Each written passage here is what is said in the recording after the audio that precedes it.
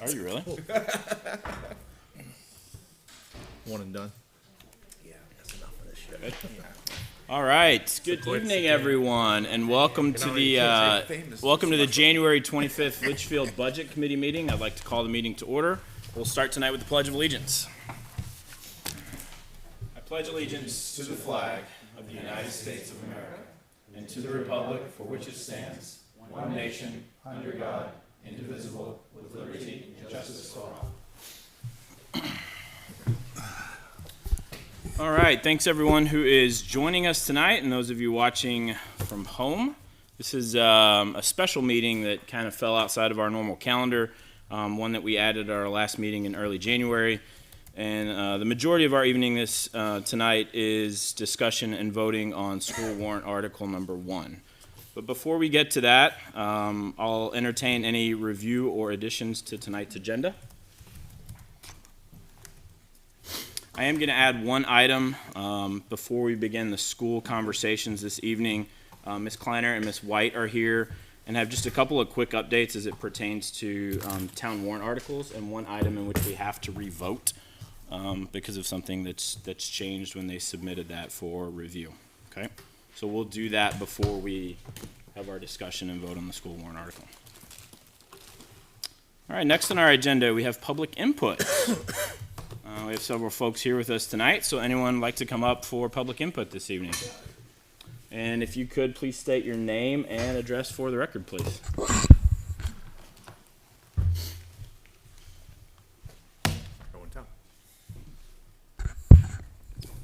Thank you very much, Mr. Chairman. John Latcher, 10 McElwain Drive, Litchfield, New Hampshire.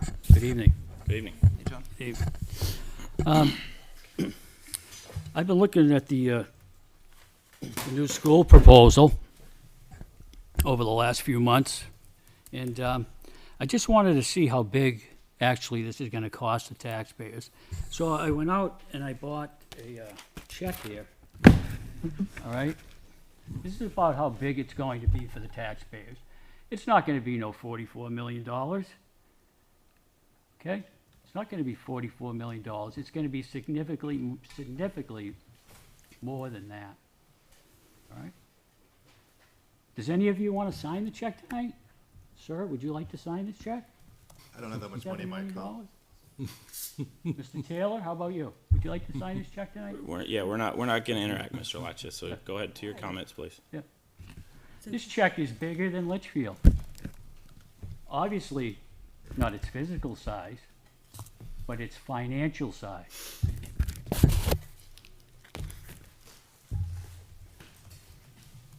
Your vote carries a lot of weight in the eyes of the taxpayers, the hardworking people of our community, when they go to vote.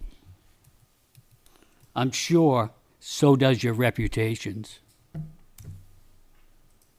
This, as I said, this check is bigger than Litchfield.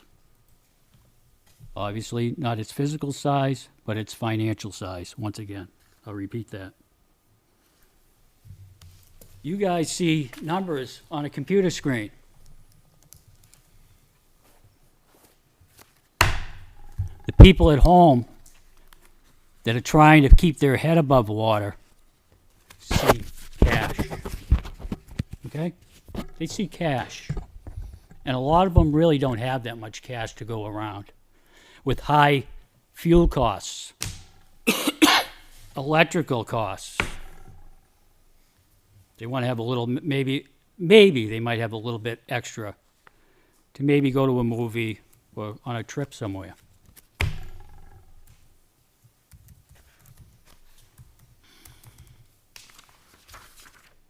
I am actually surprised that this is on a warrant article again, which leads me to the question of why does the school board and other past school boards continue year after year, go against the will of the voters?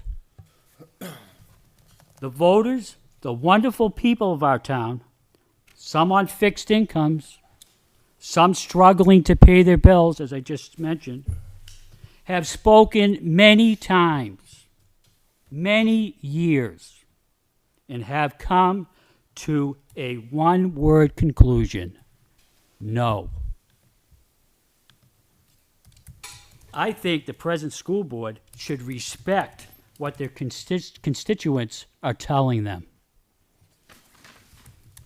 If the school boards, past and present, were really serious about the students' facilities at Griffin Memorial School, that school would have been renovated many years ago.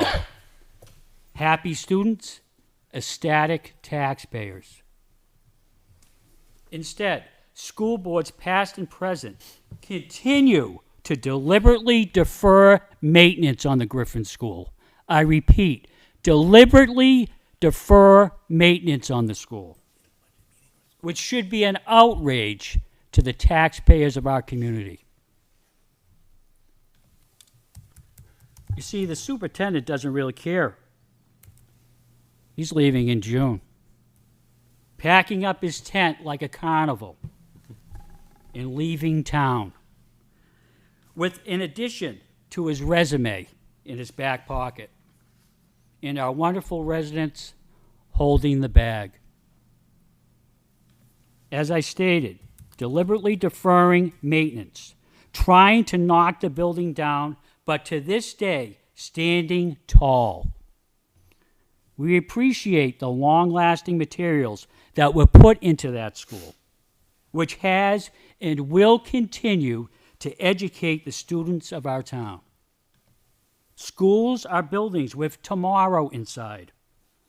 Those walls have memories of teachers and past students, past and present, embedded into those walls forever, especially the 1930s building.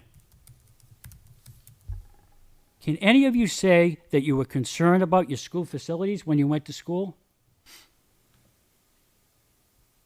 It was the furthest thing from your mind.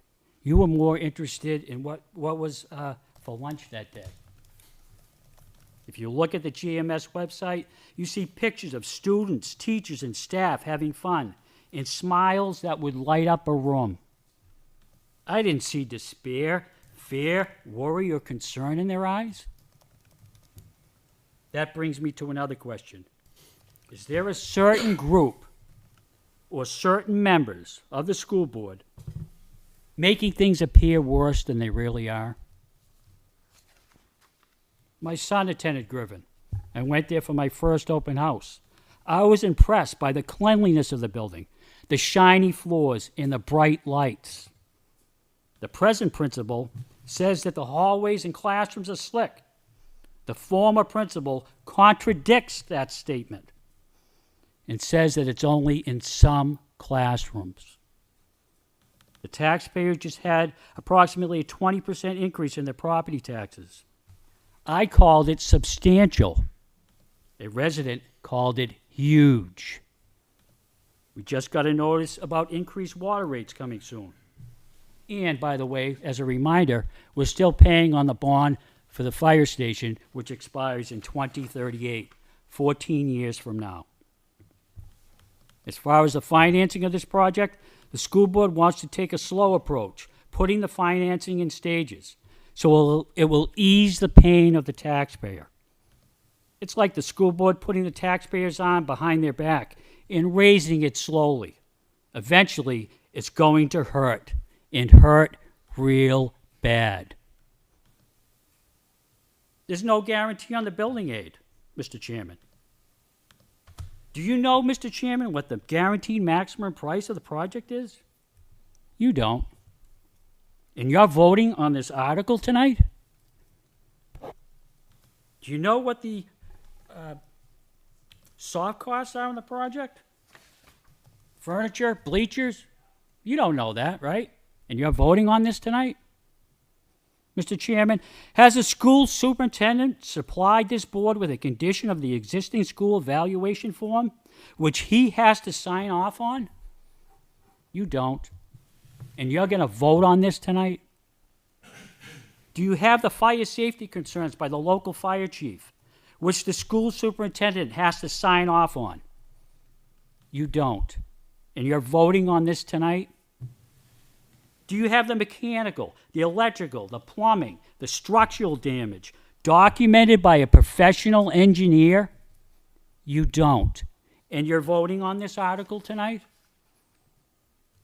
What about the health inspector's report, Mr. Chairman, which the school superintendent has to sign off on?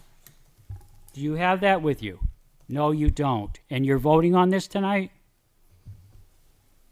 All I hear about the proposed building site, which Mr. Taylor was also concerned about, I hear words like unknown water table and conditions, permitting problems, very problematic, many challenges. And the real kicker, no testing has been done on that site to this day. And you're going to vote on this tonight? Mrs. Stevens said that the Budget Committee's job is to do what's best for the community. I agree with you, Mrs. Stevens, as a taxpayer. Thank you very much for that statement. I was very impressed by that. The school board talks about being transparent, and they have made some inroads, but in my opinion, as a taxpayer, they have not been transparent on this project. Too many unknowns. They're the ones trying to sell this to you and the residents of our community. And unfortunately, they came up short. Thank you very much, Mr. Chairman. I really appreciate it. Thank you, Mr. You have a Latcher. good night, all of you. Thank you. You as well. Thank you. Any other public comments this evening? Yes, sir. Please state your name and address for the record, please. Jim Norton, Woodhawk Way. Thank you, Mr. Norton. Happy New Year, everyone. Happy New Year. So I'll be bright and brief here. So I'm here to talk about Article 1 and hope that we throw a Hail Mary and do a 9-0 vote tonight. As we know, the way the Budget Committee votes is how the town will follow. So a 9-0 vote will give this project the push it needs to get it over the finish line. I just had a couple of things I wanted to run by and just remind people of. It is a good vote for the taxpayer, because if it's not on the ballot, it doesn't pass this year. It'll be on the ballot again next year, except that $7 million won't be on there. And that $7 million will help to bring down those taxes.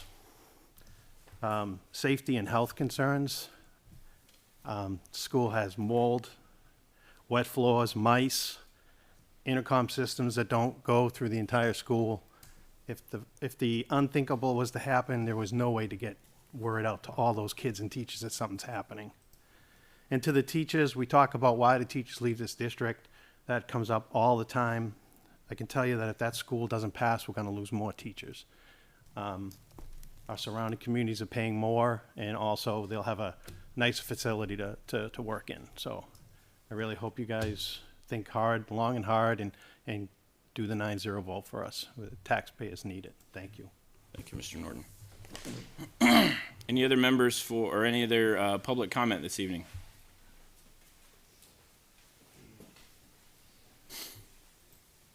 Yes, ma'am. Hi. How are you?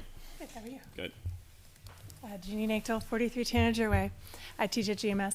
I wasn't planning to speak, but the previous gentleman mentioned that when he sees the pictures of kids being educated in the schools, he sees excitement and love and passion and all the things you always see in kids' eyes, and you always will, even if they are in portables in a parking lot because we don't have a place to educate them, or if they're sharing the high school with the high schoolers on alternating shifts, because I'm very concerned that this building would get condemned if we do not do something soon. It is not safe. It is not healthy. It is full of mold.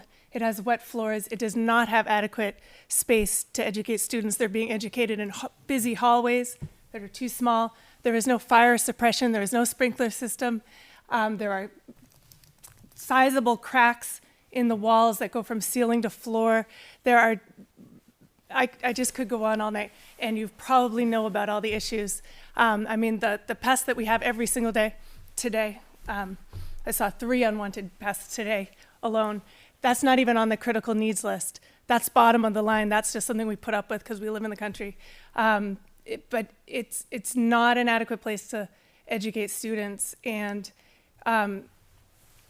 he said he didn't see fear, worry, or despair in any of the eyes on those pictures. There is fear, worry, and despair in the eyes of every staff member that goes in and risks their health and is worried about the students' health every single day that we go into that building now. I don't mean to sound dramatic. It's real. You've heard about it. Come see it. People out in the community, come ask, come take a tour. I'd be happy to show you the multiple issues in my classroom alone. Thank you. Thank you, Ms. Engel. Any other members of the public like to speak this evening? Yes, sir. Dan Harrison, 95 Pinecrest. I'll be real brief. This is real simple. If you're worried about the costs, as Mr. Latch is, and you well should be, it's an awful lot of money, then you should be voting yes. There's $7 million of state money available this year that won't be available in the future. The most cost-effective thing to do for the taxpayers is to vote yes, not no. Because to Mr. Norton's point, it will be on the ballot again. We have a constitutional obligation to provide education. We have to solve this problem, and it's going to cost a lot of money.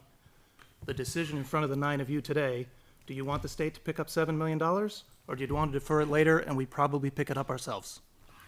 So if you're worried about the costs, and you well should be, vote yes. Thank you. Thank you, Mr. Harrison. Any other public comments this evening or at this time? Yes, ma'am. Tiffany McKinnon, 9 Firefly Way. I've been a resident in town for almost 20 years now. Since we moved here, before we even had our first child, the issue of the school has been up. A couple of superintendents ago, school boards ago, this is not a new issue. They've all been saying the same thing. Shortly after we moved here, the superintendent here at that time said, please come to the school. We'll show you the mold. We'll show you the asbestos. We'll show you the mice. It's all been there. These problems are compounding and getting worse. My children are now well out of the elementary school. I'm almost done with the high school in town. It's still important for the children going forward to have a safe place, a place that we want to retain our amazing staff that we've had throughout the years. So again, it's going to get more expensive if they have to come in tomorrow and condemn that building. Then what? This is where we fix the problem before it gets to that level. So nobody wants more taxes, but let's get the money when we can from the state, and let's keep it as contained as possible, and let's do the right thing. Thank you, ma'am. Yep. Any other public comments at this time? All right, seeing none, close public input. We will have another public input session before we adjourn this evening, if anyone wishes to speak at that point in time. Next on our agenda, we have correspondence. I'll quickly read our correspondence. Thanks to Ms. Stevens for pulling this together. Since our last meeting, which was officially on January 4th, on January 5th, Town Administrator Kim Kleiner shared the January 5th draft town warrant articles.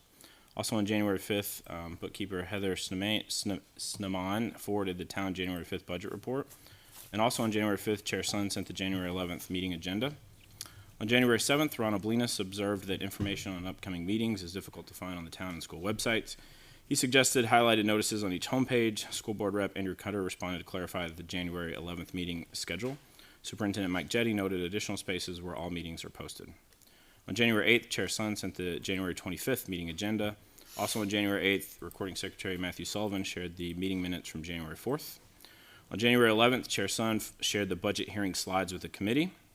And then also on January 11th, Mrs. Kleiner forwarded the 2023 New Hampshire Housing Residential Rental Cost Survey Report and concerns over changes made by 2023 Senate Bill 110. These changes mean if a Litchfield resident or family becomes unhoused and goes to another town or city for shelter, the town will be financially responsible for any assistance they qualify for. Litchfield has felt the cost of the housing shortage, and the municipal budget rose over $16,000 between 2022 and 2023 to account for this change. On January 12th, Chair Sun shared the new Police Chief Dan Jones contact information with the committee.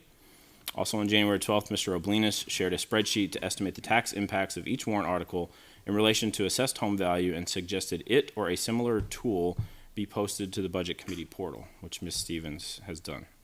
On January 14th, Mr. Sullivan shared the January 11th budget hearing and meeting minutes. On January 17th, Mr. Cutter forwarded the January 17th School Business Administrator Report.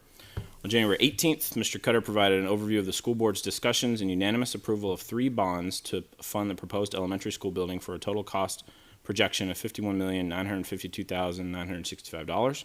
He shared Business Administrator Doug Totten's elementary bond calculator worksheet, and he reported School Article 1 was unanimously recommended by the school board with updated article language and cost.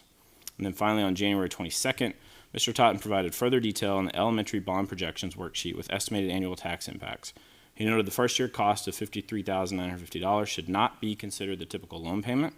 The yearly impact on taxpayers in subsequent years is considerably higher as detailed in the tax estimate tab. That's our correspondence since our last meeting.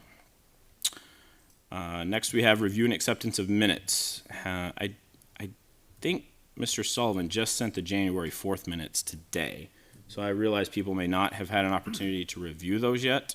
So what I will suggest, even though we did have our January 11th meetings and plenty of time to review, I'm going to suggest we defer those to our next meeting, which actually won't be until March, to review and approve those. Is everyone okay with that? Okay. All right. Next on the agenda, member input, member input and new business.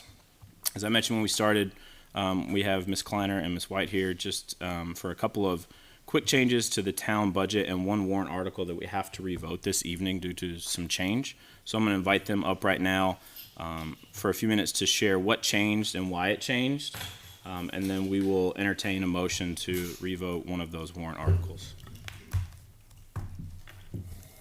Oh, you want me to turn that off?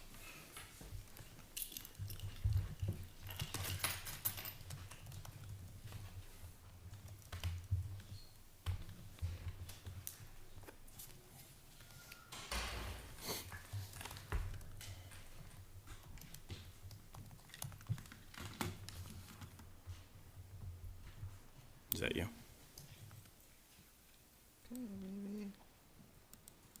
Is that you, Kim? Yeah, it just changed Okay. on my sheet. Just changed on me. Sorry. There you go. Good evening.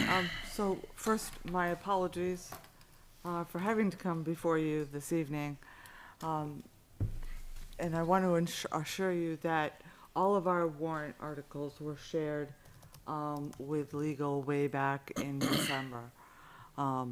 There was some confusion between legal counsel and when they were submitted to the DRA this month, and that's when the DRA does their review.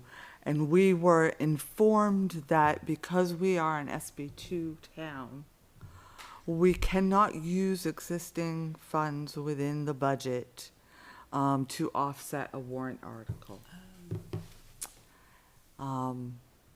Which is sad, because we'd like to think that we can lower the amount we actually have to raise and appropriate in taxes, but the law is the law. So, this was the original warrant article that we brought before you earlier. And we had the offset of the library money, the cemetery money, and the seasonal money to lower the 2024 appropriation. We've been informed we can't do that. Going through with legal and the DRA, we have to appropriate the full $75,945 that the worker will cost in 2024. So that raises question as to what happens to that cemetery, that seasonal worker, and cemetery money. So that those amounts will fall to fund balance in 2024. I've spoken to the library and I've spoken to cemeteries and of course our road agent. There is no intent to spend that money should this warrant article pass. So it will fall to fund balance and we will actually start 2025 lower and have $32,000 in savings. Unfortunately, it required a vote. The Board of Selectmen re-voted on Monday evening when we informed them. The amount to be raised and appropriated would be the $75,945, and of course, 2025, we were already counting on that full amount being in the warrant article and visible to the taxpayers. This does change the 2024 tax impact from the 4 cents that it was originally to 6 cents. So additionally, when Ms. White and I were going through the budget, we had closed out 2023, which had not been done prior, and we realized that the amount of our interest income for 2023 was quite higher than estimated. So coming in at, a little over 152, that amount is much different than what we had estimated even for 2024. So we had a 2024 estimate was 60, right? 60. So we felt quite comfortable in raising that estimate for 2024. Now, there's a lot of question because this is an estimate. And so how much do we raise it and how do we look at factoring that amount? So we looked at what we received for January, which is actually December, and that was a little over 33,000. And then we charted, because the amount of interest that we receive throughout the year changes quite drastically from month to month, depending on the bank balance, right? So in December, you've collected all the taxes, your bank balance is high, so you would expect a larger amount of interest. But as we use that money to transfer to the school or the library or to pay down bills, that amount drastically changes until July when you collect again. So we looked and we charted that out, and we felt quite safe with raising the interest income to 88,000. So what happens if we're still too low? In September, when the DRA is going through their process of tax setting, they will ask us to update our revenues, right? So sometimes you will receive maybe a greater payment from the state in meals and rooms than what was originally estimated. That would get it changed. We could look at our interest income and see that it came in at, we think we're going to be at 95 or 100, and we could make that change. That would go right into the tax setting process, and the November tax rate that's issued would be lower. If we were wrong the other way, it would be higher. So If we could Full pause there, I know disclosure. you had one other article that you wanted to speak to, but I want to maybe just for flow's sake pause there. I want to recap. One thing to note for everybody: the article numbers did change. It went from what was originally 11 to now 13. Mrs. Stevens has posted those. They're on the portal. You can find the new list that has this highway worker as Article 13. It has the 75,945 and the estimated tax impact of 6 cents. So the changes are from the last time we voted on it. The amount to be raised and appropriated went up to the 75,945, and the tax rate impact changed to 6 cents. So those are the two changes since we last voted on it. So we have to revote that this evening because of those changes. It sounds like since you raised revenue expectations, we'd still be under the tax cap if we approve it, even though it went up. That's right? correct, yes. yes, so we looked at that. You'd still be under the tax cap of about $1,000, Yeah, $1,027. that's correct. That only makes me wonder why we didn't look at that to begin with, honestly. So now, are we just playing with numbers to make it work? revenues, yeah. It makes me very uncomfortable. It I think really, we're taking a risk with this. So I don't want- like it. I want to be clear, we had not closed 2023, so we really had no idea what those final interest numbers were going to come in at. Neither did we know what the estimated interest rates going forward, especially for first quarter, were going to be.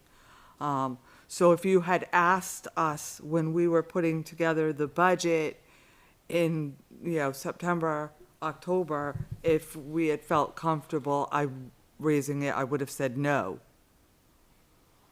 But we know more now than we did then. And that's some of the challenge with the municipal budget, especially when we're putting together numbers in July. There's a lot we don't know. And they're playing with the numbers, but the amount to be raised by taxes isn't changing at all. Because they're just offsetting it by expected revenue. If the expected revenue doesn't come, they have their fund balance they can pull from to, You understand the optics, though. Yeah, right? no, I understand the optics. And, I mean, would we even hear about this change had it not been a force of hand that the DRA caused a problem? I'm gonna stay consistent. I question when I see the school move some numbers around, I'm gonna say the same thing here. Like Carrie, I don't know about you, but I am uncomfortable with this. That all of a sudden, in order to get to the number that we need to be, then all of a sudden it comes up. In the years that I've been in the budget committee, I have never been told that the interest amount has increased or anything like that. So it's very odd that over the, I believe, 5 years, this is the first time I hear it because of this situation. Well, in fairness, though, over the last 5 years, interest rates have been 0%. And now Thank all of a you. sudden they're 5%. So, I mean, it Thank makes you. sense. Yeah. I've been So- here 10 years, and we This- still haven't had that conversation. I'm This gonna, has not happened in the past few years, just for that reason. Interest was virtually so low that it was never a metric we were trying to keep up with. If we wanted to look at this, if this continues to, and interest rates continue the way they are, we could always put this as a tickler on our schedule to look at December and make sure before you head into your January meetings that we've looked at it again. I think that's a good idea. I want to pause this here. We've got some good discussion here. We can certainly continue that. I want to entertain a motion to recommend, and then we can continue discussion. Make a motion, I recommend. Motion by Mr. Barca. Do I have a second? I'll second. Second by Ms. Stevens. So continued discussion, or any continued discussion. So I just have one question. So you said there's gonna be $13,000 savings from, what we were going to use, the money from the cemetery and from the library, correct? Which totaled $32,323. You said that'll just go into the unassigned fund balance and you don't plan to spend it. Correct. So I guess what I'll ask, and I hear what you're saying, Carrie, about the numbers, but what I'd request is that come next year, the budget, when the fire department needs their cameras, you use some of that money and you buy their cameras. I can't tell you what to do with the money, but that's what I would suggest. Certainly up to the Board of Yeah. Selectmen. So since the library is an entity unto itself, would that money actually go to the general fund, or does it go to their fund? So it will be in their fund, because it's in their budget. So when this came forward, I contacted the library and the cemetery trustees, because I wanted to ensure that if I was speaking to you tonight, that it was everyone's intent not to spend that money. That was the reason that we did this, because we felt that we could offer the Litchfield residents a worker and take some of the contractors and the outside expenses that they were paying off of their plate. So while we were, yes, trying to get another highway worker, we were also trying to save the town money. And that intent has not changed because of the rewording of this article. Is the library amount, I think to Ms. Douglas's point, like that technically wouldn't go back to the fund balance. So that amount, the 32,000 would actually be less the library. 1758, yeah. Yeah. You're correct. So there is no, That's the so, library and the cemetery. That would stay within their budgets and not go back to. The cemetery would No, go to the fund cemetery would balance. fall to fund balance. It's the library piece that would stay in their budget, yeah, So they could spend any way they want. in theory. If, But they, I would trust their intent. They, Right, no, only I understand that, but let's just say I thought something it said happens, and 17,000. like, oh, No, theirs was then it's not there anymore. You My- know? my other question is, you're planning on leaving, so the current warrant article that we're looking at that's posted, that the Board of Selectmen voted on, still says recommended by library trustees and recommended by cemetery trustees. So the plan is to leave that on there, is that correct? that is our plan, at the moment. Okay. The initial DRA review, did not have a problem with it, but they are going to So, consult. there's their no way we legal. could've just removed the deductions and then only raised 48,000? It seems weird. I swear we've done this a million times. I feel like we've done it too, like, we've only raised what we needed in addition. Yeah. The school's doing it this year with the support staff contract. It's the exact same thing. They're only raising what they need because they're getting the rest of the money from unused salaries. So that brings up a good point. If we had a number, 48, why couldn't you defer the hiring of that worker to match the number? Because we would not have that worker in time to perform the necessary cemetery work that must start May 1st in order for, You want to hire Memorial somebody Day. April 1st. So, Yes. here's the question, the vote on the selectmen changed, why did two go from yes to no? Yeah, that's different. I was gonna mention that, because that's different than what we have posted here in the portal, which says 500. That is, Yeah, Mr. Leary? yeah, a couple of us had some problems with it. Didn't like the way the numbers were looking. It didn't look clean to me. I was one that voted against it. It didn't look clean, okay? I recommended when we come back next year with this article, just strictly funding for a highway work and not doing all the math, that we're gonna take money from here, Peter to pay Paul, et cetera, et cetera. It didn't look like a nice clean cut to me, so.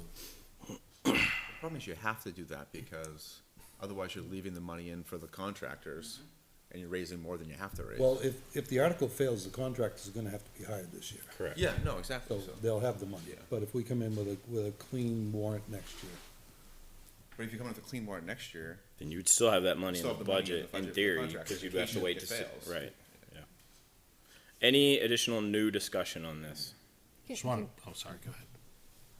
And you might be reiterating it, but I just want to be completely clear. It was 28,000 that you were able to raise the revenues. Where did that number come from? 28,000. 28. So we looked at what we received for December, and what the bank balance was, and then over the months through, 2024, what we expected, the balance to be, comparing it to 2023, and kind of estimated what we thought the total interest would be. Now, could we be wrong? Yes. Certainly if interest rates change, right, and none of us have that magic ball. And if someone does, please share it. But we also go pretty conservatively, because the last thing we want is to be at tax rate setting and have it go the other way. So is that, if last year's interest rate was an average, like one average, is this amount that you're raising that expected interest rate, is that half of what that extra gain was? Is that, like, when you say conservative, like, what do you mean, what is conservative? Yeah, so we don't expect the bank balances to be quite as high as they were for 2023. So that takes a little off, and the interest rates from what we're told and could change come July, August. So we wanted to be particularly careful for the ending of the year. what did you say the total interest last year was? 152. 152, and you're Yes. You're estimating, We're estimating 88. And almost half. Yeah. Could- Not quite yeah. by half. right, that was my thinking as well. Mr. Taylor? Just wanted to make a comment that if for some reason the vote gets reversed, would we be able to vote on A different warrant article. reversing the cuts that we made in order to get this under the tax cap, or would that have to wait till deliberative? We have until tomorrow when I we. think a no has to become a yes, right, or something, right? What is the rules? Like, if you're gonna reopen it, somebody has to be willing to Yeah. change from a no to a, is that how it works? So. We could enter- we could Or you enter- have to wait until it Accor- changes? Right, so we wanted to be very careful, with this happening and this occurring. So we asked legal counsel, with the public hearing already occurring, what happens? And she said, if the appropriations did not change in the operating budget, you are fine not holding another public hearing. If you adjust those, then you have a problem with a public hearing. It would be better to wait until deliberative and have things change at deliberative, not to kick in another public hearing. I think this still makes sense for the town. I mean, it's better to have the highway worker, let them do the contract work and be available to do other work within town. Makes sense to me.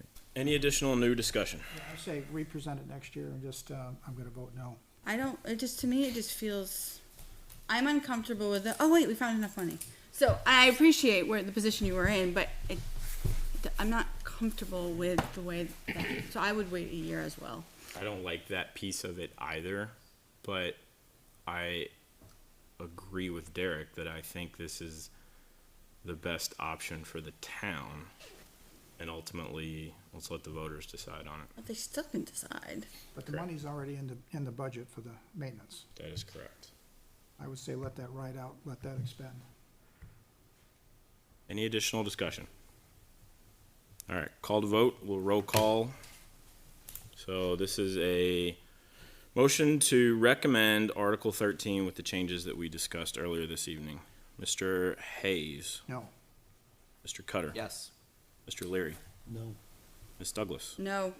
I'm a yes. Ms. Stevens. Yes. Mr. Taylor. No. Mr. Barca. Yes. And Mr. Burke. Yes. Motion to recommend by the Budget Committee by a vote of 5-4-0. Okay, and then, Ms. Kleiner, I know you had one new warrant article that has been added as a petition warrant article.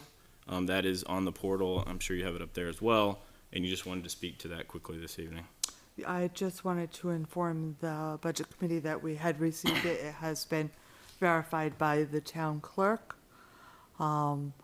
The Board of Selectmen did not choose to vote to recommend or not to recommend or take any action. So we will see how this goes at deliberative. Is that, don't they have to vote? it since- They do not, and neither do you. No? I thought we had- Neither, I confirmed with legal counsel, What was their neither the rationale? Board of Selectmen nor the Budget Committee needs to vote to recommend or not Because recommend it's a petition? because it is a petition. Even though it has a financial impact. Okay. Well, would that affect the amount raised by the operating budget? Or it's just that line? We'd still have the I guess if total it passes, operating it will. budget raised. If it passes, it would. If it the passes, operating it budget would definitely go down. lowers the budget. Yeah. Yes, the appropriations. So it does lower the appropriation. It Yes, does. It reduces those two departments to $1. Correct. And there's, Bottom line budget, so I didn't know. so there are questions that, legal will continue to look into as to, a couple pieces of the article.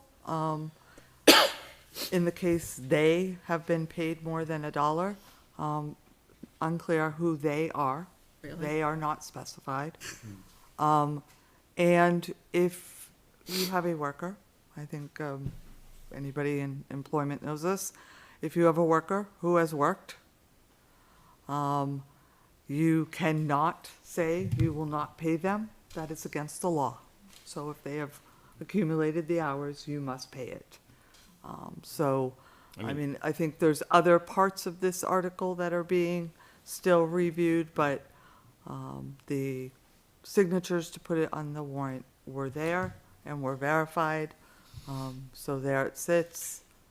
And it would lower the budget $1,785 in health and $98,138 in code. We do not know quite yet if that would prevent salaries from being paid. There's questions as to whether this article actually does that. We just got this the other night, so that's why we didn't have a vote on it, okay? you planning on- We will probably weigh in on this, yeah, I think it's too important not to, but just getting it and not having a chance to really dig into it, so Are you gonna, do you have a meeting before deliberative? I think we do, don't we? Isn't today the last day for voting recommendations? Then we'll be doing it at Yes, deliberative. today We'll is. be talking. It's too important not to. All right. Thank you, Ms. Kleiner. Thank you, Ms. White. Thank you. Thank you. So do we not vote on something if the Board of Selectmen doesn't? I think we're gonna, at this point, we're gonna take town legal's advice that because it's a petition warrant article, we're not required to vote on it. Try to get a calendar. We're not required to, but it's We're not required not to. responsible for the town. Are you wanting, you can certainly make a motion before we transition. But if there's no tax impact listed on the petition, We have, we're obligated to vote on the ones that do have a tax impact. It doesn't preclude us from voting on ones that do not have a tax impact. Why is there not a tax impact? There is a tax There's impact. definitely a tax impact. There is a tax It goes impact. down, but still a tax Just impact. because it's a petition? Because it's a petition,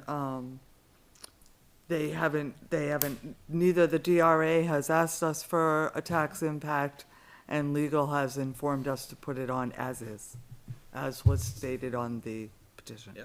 So is it binding or is it, or is Advisory. advisory? It's, Yeah, there's a difference, as we Yes. know from other ones. There's some that are advisory and some that are binding. Curious as to where this one lands.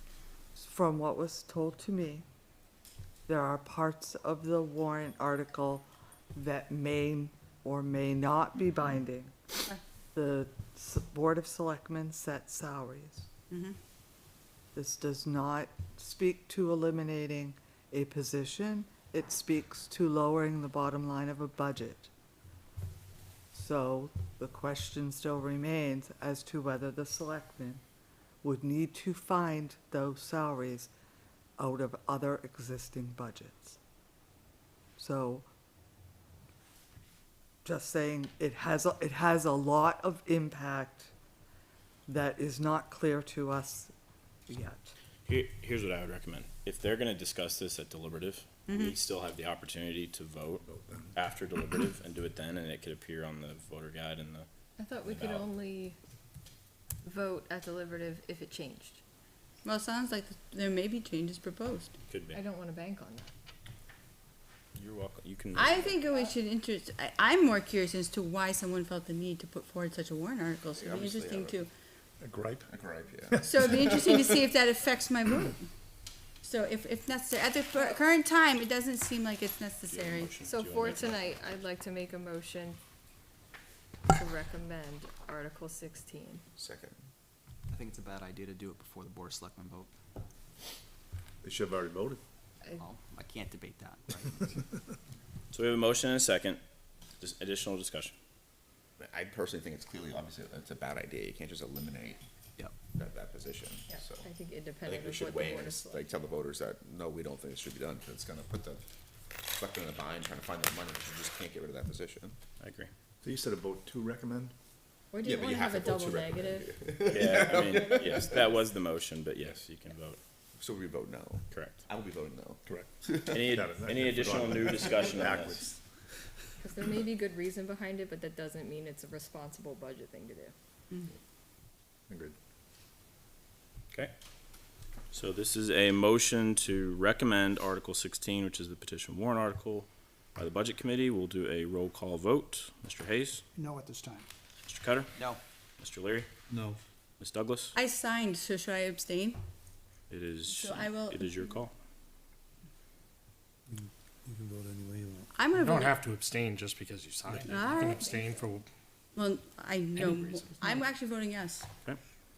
I am a no. Ms. Stevens? No. Mr. Taylor? abstain. Mr. Barca? No. And Mr. Burke? No. So that petition warrant Article 16 is not recommended by the Budget Committee by a vote of 1-7-1. Okay, So you signed it, but you don't know what the reason is? Well, I do. I do know the reason. But it's not my place to argue in favor of it. I wouldn't have signed it if I didn't think it was a good idea. Not this evening. Right. I want to know more. All right, thank you, ladies. All right, switching gears, thank you for everyone's patience.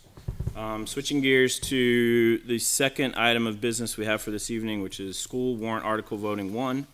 School warrant article voting, Article 1. I invite Mr. Totten up this evening. Feel free to plug in if you want to share anything on the screen.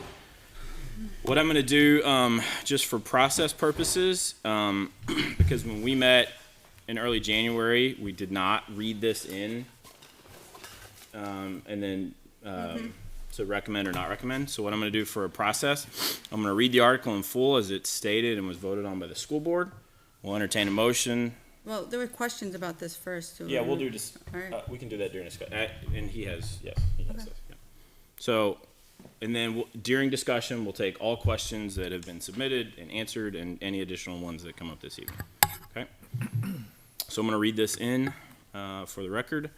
Article 1, shall the Litchfield School District vote to raise and appropriate the sum of $44,290,000 to fund the design, construction, original equipping, and related cost of a new Litchfield Elementary School on school district land near the current Griffin Memorial School, with $38,617,870 of such sum to be raised by the issuance of bonds or notes in compliance with the Municipal Finance Act, RSA 33-1, etc., as amended, with such bonds or notes to be issued in phases over multiple years in amounts to be determined by the school board, which amount shall not in the aggregate exceed $38,617,870, and with $5,672,130 of such sum to come from state building aid, to authorize the school board to issue, negotiate, sell, and deliver said bonds and notes, and to determine the rate of interest thereon, and the maturity or other terms thereof, to authorize the school board to apply for, obtain, accept, and expend federal or state aid, including state building aid, or other aid, if any,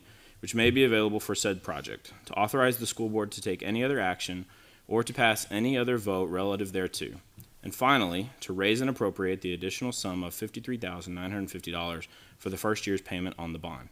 This article is contingent on the award of state building aid, and if such aid is not awarded to the district, this article will be null and void. 3/5 ballot vote required to approve this article. The first year's estimated tax impact is 4 cents, and this was recommended by the school board by a vote of 5-0-0. So do I have a motion?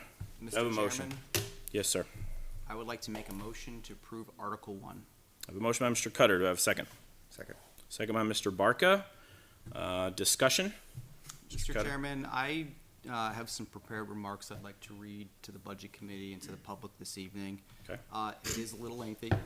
I'll share that in advance. Thank you. I have shared these remarks a moment ago with the Budget Committee, so you're welcome to read it at your leisure. It's also been shared with members of the administration as well as the school board. And I also included in my email a link that I think is quite interesting, and it's actually a link from 2008, where we talk about a lot of the same issues that we face within the school districts today. So that's for your reference, 16 years later, it's for your reference. So bear with me as I read these remarks, and I know Mr. Totten has some thoughts, I think, afterwards as well. So first and foremost, thank you to the members of the Budget Committee once again for accommodating tonight's off-cycle meeting. We recognize it's a change to the originally planned schedule from last April, and for your flexibility in your schedules to join tonight. I'd also like to thank members of the school board who are in the audience tonight, as well as members of our district faculty and staff for joining in a sign of solidarity for this warrant Article 1 presented to you this evening. Mr. Plansky had a work commitment this evening, and Mr. Shoemaker welcomed a new child to their family this week. I can tell you they're both tuned in tonight, but they're not in person for those reasons. I come to you tonight very specifically with prepared remarks. I'm going to be clear in my objective and state it right now and right up front. My objective this evening is to request full and unanimous Budget Committee member support for our new elementary school warrant article number 1. We need to do better. The time is now. 16 years have passed since the last time an elementary school warrant article was presented to the Budget Committee for recommendation and to the town for approval. 16 years ago. right? We talk about it like it was yesterday. In 2008, before many of us on this very committee resided in town, Article 1, a bond article, was presented for a new pre-K through 5 elementary school at the cost of $22.2 million at that time, not including interest. The article failed. 1,145 no votes to 1,139 yes votes, a 6-vote difference. Now, it was a bond article, right? So 3/5 are required. The article would have passed with 1,372 votes, so the difference was actually 227 votes between those two numbers. In the 16 years that have passed since that point, very little has been done to update our elementary school, largely due to other and equally important district priorities. This includes, at the time, the continued payment of Campbell High School bond, which was very expensive. Let's not forget that. Investment in our middle school, investment in staff contracts, and so much more. We have many of the same systems in place, the same classrooms, 16 years later, the same toilets, the same bathrooms, right? And candidly, the exact same deficiencies as highlighted in the 2008 article that I just shared with you. Interestingly, this is also with more students in the elementary building than any other point over that 16-year period. We need to do better, and the time is right now. The school board fully appreciates and recognizes the cost of the new school, and has not been taken lightly on balancing this cost with other very high priority asks to the taxpayer, notably this year, right? Article 3, the LEA teacher contract, as well as Article 5, the LSSA contract. These are both critically important for our district this year so we can maintain operations and teach our kids, right? As the Budget Committee knows, the district continues to be faced with headwinds, including increased costs, less revenue from the state, significantly aging infrastructure, and employees and staff that are being asked to do more day in and day out. Regarding our aging infrastructure in the Griffin Memorial School building specifically, we continue to be challenged with a suitable space for students to learn and for our teachers and staff to operate. We have significant moisture and humidity issues, lack of space issues. Again, highlighting the most kids in 16 years are in that building. We have lack of standard, and in today's day and age, expected building safety features, significantly aged HVAC, plumbing, electrical issues. We have significant traffic issues, and so much more. GMS has served the community well for over 90 years. But many of the systems and materials are now showing wear and are obsolete. The building has had many additions and, as such, many components of varying ages. Still, the newest section is now 40+ years old and has also significant needs. GMS is in a state of disrepair. And this is a result of continued Band-Aid after Band-Aid after Band-Aid without the proper investment behind fixing the core issues. We need to do better for our 450 students, that's as of today enrollment, and our 75 faculty and staff members that work there every day. The time is now. If I take a moment to reflect back on my 9 years on this budget committee, many years as chair, some years as vice chair, the goal was always to put forth a responsible budget and article that balanced the need of this town and school district with what the taxpayers can afford. No doubt, this year is no exception. The budget committee has a hard job to do. I do value, sometimes disagree, but I do value every member's opinion as we deliberate. Part of my running for the school board 2 years ago was to get better insight into the financials of the school district and to ensure we are doing right by the taxpayers. I remember signing up at town hall with my friend right here to my left, Mr. Leary. Remember that 2 years ago? Probably 2 years ago to the day, right? Who's gonna run for what? Yeah, who's gonna run for what? Exactly. Both of us being clear, we are running to do what we believe is in the best interest of this town. That was our comments to each other, right? As we are all aware, the past 2 years have proven challenging on the school board side, and let's be honest, hindsight being 20/20, I probably should have ran for select board and given school board to Leary. That's just the reality here, right? We all know past history, and I certainly do not want to relive all that this evening, but I do want to take a moment to fully recognize the district faults including the deficit as a result of the middle school work and owning it. Okay? Over the past 2 years, the board, in my opinion, has made significant strides in greater transparency. We talk about transparency a lot.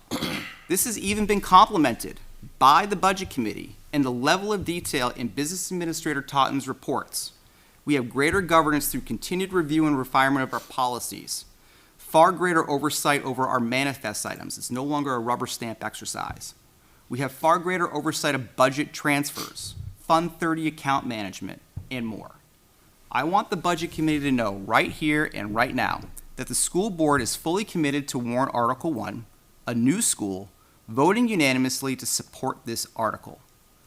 The board is committed to doing this right, within the budget, with clear status reporting and transparency to everyone throughout the entire process. We simply cannot wait any longer to address the deficiencies at GMS. We cannot afford to lose another year, or many years, debating renovations or new. We can't continue to spend taxpayer money investigating ideas that do not align to the wishes of the townspeople. And we certainly can no longer sit around and not put significant investment into our elementary school. We need to do better. We need to do it now. I'm not here this evening to debate the necessity of the new school, which I know continues to be a hot topic for some. Contrary to what some have said and will continue to say, I can confirm for all this evening that the Facilities Improvement Committee, of which the chair is in the audience, and the school board, of which the chair is in the audience, have performed necessary due diligence in evaluating all options, of which there were 9 in total, including some options that were a stretch, such as a consolidation of buildings from 3 to 2. Collectively, we have weighed all 9 options against a number of factors, including cost and taxpayer impact. First and foremost, this is expensive. There's no sugarcoating it. We all know it. Education disruption for our younger students. That's right. We have to think about the kids, the 450 kids in that building in learning for 2 years while this is happening. Safety for our district faculty and staff, as mentioned during public comment earlier this evening. State aid to offset some of the cost, as mentioned during public comment this evening. Ensuring we have a plan that addresses all identified deficiencies so that we qualify for the full $7 million. Shifting into this very important topic regarding how as a town, how do we pay for this, right? That's not past me. This is expensive. It's expensive for everybody. We had public comment speaking to that point earlier tonight, right? It's really expensive. The school board has also evaluated numerous bond funding options. The best path forward, which reduces interest by approximately $10.7 million. Yes, you heard that right, $10.7 million. It's not the $64 or $67 million project, it's $51 million, right? After all the rates, it's $51 million, over a conventional 30-year funding. It's to move forward with a multi-bond approach. Now, I understand some will find this shady, some will say, why aren't they doing it all at once? The reality is, we're borrowing money when it's needed and taking advantage of declining interest rates. It is the responsible way to fund this large-scale project while also redoing literally, quite literally, millions of dollars in interest payments that otherwise the taxpayers would owe. This allows the board to plan paying a bond payment over a 20-year period, but would also be a gradual tax rate increase to the taxpayer, avoiding the big bang hit all at once, right? We're gonna have to discuss that part, so go ahead. I'm not sure what's so funny. Because when allow me to finish. We'll discuss it. Go ahead and finish. In reviewing Mrs. Douglas's recently submitted questions, the bond schedule does and will provide sufficient cash flow at the right times to pay all of our invoices. We're not asking the town to float any money. We're not asking the town to give us a loan. None of that. As previously highlighted, the district feels very strongly in state aid and our award of over $7 million, which 80% of that funding comes at the start and the remaining 20% upon full completion. In fact, the board also felt so strongly, and we fully agreed and supported it. It's in the article. You heard it tonight from Chairman Sun. There is a contingency clause right, to Article 1. If we do not receive state funding, that article is null and void and we have nothing. Zero. No school, nothing, have to go back to the drawing board. In my closing to the committee this evening, after careful review and evaluation, the right option that is long-term fiscally responsible for our town is to build the new school. While it is true that this option will cost more money than renovation itself, there's no doubt, it's also important to note that both options are very expensive. The difference between these two options is nominal when considering all factors. There's no debating that something must be done at GMS. I have not had one conversation or heard from anybody that doesn't believe something needs to be done at GMS. I am requesting that that something starts with your vote tonight, right here, right now. My ask again to this budget committee this evening is for your unanimous support of Article 1. We need to do better. The time is now. Thank you, Mr. Cutter. Thank you. What I'd like to do at this time, I want to transition. Ms. Douglas had sent in some questions that Mr. Totten had. Mr. Cutter referred to a few of those. So what I'd like to do, I want to start with those questions that Ms. Douglas sent, because I feel like those were kind of the first part of the discussion here. So Mr. Totten, if you could walk us through those questions that were received and answers to those, and then after that, we'll open it up for additional discussion. So one question was in regards to if we consulted the town regarding the payment plan, and because the payment in early August, there might not be enough taxes raised at that point.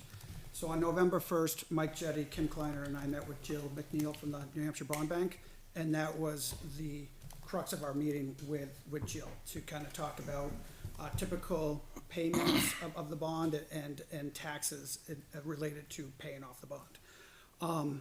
What she said was that a lot of times what people do is they use the bond proceeds to make the first payment, and that way the tax money can catch up at that point. So that is something that we would be able to do as well. So as of now, we would be wired the pre-construction bond proceeds around August 7th of 2024. We would then be wired the construction bond proceeds around August 7th of 2025. And the August payment, that larger August payment, is August of 2025. So we would have both of those proceeds in the bank in order to make a payment if we weren't able to get that money from the town. So you would receive a bond proceed of construction cost August 7th, 2025. Roughly August 7th. And we have a payment due, what, do we know, August 1st? August 15th. So how long does it take for a payment of that size to clear a bank? Takes Wire? 5 minutes. A wire, very quick. It might take a little bit more because of the amount of money, but it's not a week, it's a couple days. But we have one coming in 2024 as well. So the answer is no, we do not have tax receipts that will cover it. We are relying upon our bond to pay for our bond. Which is what other people do unless the town takes off. All right, but that wasn't my question was tax proceeds. The answer is no, we don't have tax proceeds. We need to use our bond to pay our bond. Tax. We'd be collecting some tax. Okay. Yeah. Yeah, but you answered my question. Okay, next question? Another question was in regards to the cash flow to pay the construction invoices between March 2025 and when the second bond becomes available in August 2025. And whether we have confirmed that we would have enough money with our construction management firm. And yes, we have confirmed with Bonnet Page and Stone that where they see the construction and the amount of months and what they're gonna be spending the money on during those months, that we would have money. Again, the key reason why we're gonna have money is that we're gonna be receiving 5.67 million from the state in building aid. So that would be the money that would be received, and that would get us through August in their opinion, but we only really need to get through June because with the July invoice, it's not gonna be due August 1st. It's gonna be due later on in August. So we really just need to get through June. But that's been confirmed by the construction company. Can I ask a clarifying question on the 5.6 million with the state aid? Mm-hmm. Is that, so once, let's assume a warrant article passes, is that, what contingencies have to happen between that warrant article passing and the school receiving that 5.6 from the state. So the two main ones seems to be, it has to be signed off by the state fire marshal. And in order to do that, the building plans have to be at a more fine detail. So the building plans need to be developed more to the point where the state fire marshal can sign off on it. And then typically, those are the last two things that hold up that 80% coming. So that's why when we talk about the bond passing in March, we don't expect to get the building aid until January, February of 2025. My third question. Third question was, Is that money I think it was the first one. first one, yep. So if our early payments, year 2 and year 3, are approaching 4 million, and the average seems to be in excess of 2 million, why don't we bond that why, instead of bonding the first 2.1, why don't we just appropriate that and raise that in taxes year 1? For the purpose of saving $215,000 in interest. So, I mean, there's definitely multiple ways to structure it. I think, your point is, I think it has positives to it. There's a lot of different ways to structure it. The school board chose to structure in a way with multiple bonds, and that's where we're at right now. So was it a discussion? Think about $215,000. That's 2/3 of your solar panel payment that we have to pay at some point. It's money we don't need to spend in interest.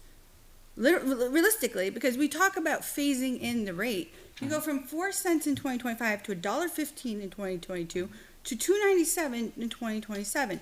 So you're increasing year 2's payment 26 times over what we start with. That's not so we're talking about a big punch. There's a big punch. It's just year 2, the one that's not on the warrant. So why don't we use a number that's representative of the annual cost, which is the $2 million, and saving $200,000 in interest?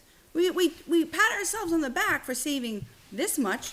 I would think that if we can save 10.5, 10.7 is even better. I think it's a fair point, right? I think the board felt it was a responsible way to get into this, right? We all know it's an expensive, sizable project, and the options that we selected seem to make the most fiscal responsible sense. Well, that's where I don't feel it's the most fiscal responsible sense to ask people to pay an additional $200,000. Do you feel that the 20-year option, level principal, was responsible? Well, that saves us $10.7 million? If I truly believed in this project, yes, I would think that 20 years is a good idea. I would also take into account the fact that we are artificially reducing our current tax rate by 41 cents. So when we talk about phasing it, no, listen to me. We phase it You're in. mixing apples and oranges. No, I'm not. Let her We're take phasing in the cost of this building. What better time to increase the rate when we have a substantial offset? You want to talk about phasing it?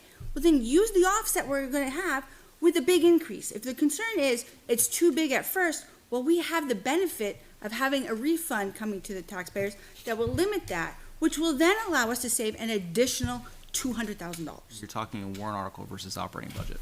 Two separate Do you things. think the taxpayer cares whether it comes out At the of end a of the warrant day, I article? get it, because it all comes out of the same place, So right? it's tax. So what my concern is, we're saying 10.5 million. That's awesome and to be commended, but we are voluntarily spending over $200,000 in interest we don't need to spend by making a simple, different choice.